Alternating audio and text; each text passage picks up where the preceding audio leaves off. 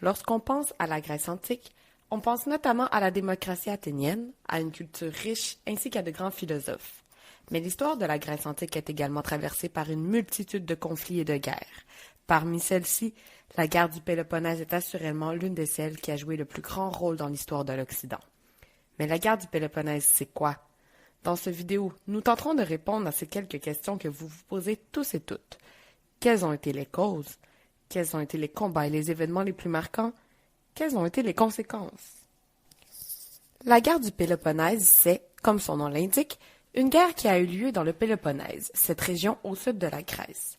Elle s'est déroulée dans les années 431 à 404 avant Jésus-Christ et a opposé les deux cités les plus puissantes de la Grèce antique, c'est-à-dire Athènes et Sparte, ainsi que leurs alliés respectifs. À l'époque, Athènes était une cité riche et une puissance maritime.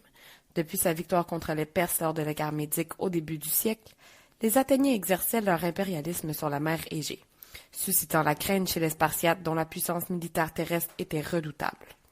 La tension était vive et, malgré un accord de paix signé par les deux cités en 446 avant Jésus-Christ, la guerre fut déclarée en 431, alors qu'Athènes eut soutenu la révolte de Corcyre contre Corinthe, une cité alliée de Sparte.